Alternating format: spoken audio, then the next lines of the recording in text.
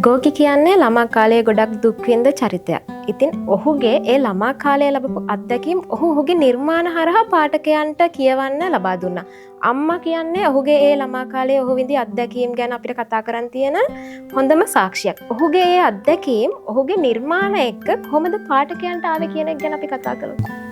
ගෝකි කියන්නේ හරි අපූර්ව සාහිත්‍යවේදියෙක්. ඔහු අපි හිතනවා රුසියන් සාහිත්‍යය තුළ සමාජවාදී චින්තකයෙක් පමණක් කියලා.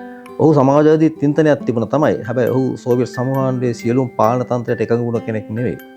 ඔහු හඳුන්වන්නේ ඇත්තටම එක්තරා වෙලාවකදී පැරණි රුසියාව සහ නව සෝවියට් සමූහාණ්ඩුව අතර ඒ දෙක එකතු කරපු පාලමක් විදියට. ඒ අතින් බැලුවට පස්සේ ඔහුගේ සාහිත්‍ය සේවය සිද්ධ වෙන්නේ ඒ ආකාරයෙන්ම තමයි. ඔහුගේ අම්මා නිර්මාණය ඇතුළු අනිත් සියලුම නිර්මාණ ඔහු නිර්මාණය කරන්නේ ඇත්තටම ඒ අවශ්‍යතාවය සමාජ අවශ්‍යතාවය ඉෂ්ට සිද්ධ කරගන්න. ඒ නිසා ඔහුට අර තිබුණු දැක්ම ඔහුට ළමා කාලේ ඉඳලා ඔහු ලබාගත් පන්නරය තුළ ඊ타මත්ම පන්නරය කියන එක තමන්ගේ ජීවිතයට ඈඳා ගැනීමෙන් එය අත්‍යවශ්‍ය යථාර්ථයක් බවට පත් කරපු සාහිත්‍යවේදියෙක් විදිහට තමයි මැක්සිම් ගෝකි හඳුනා ගන්න පුළුවන්.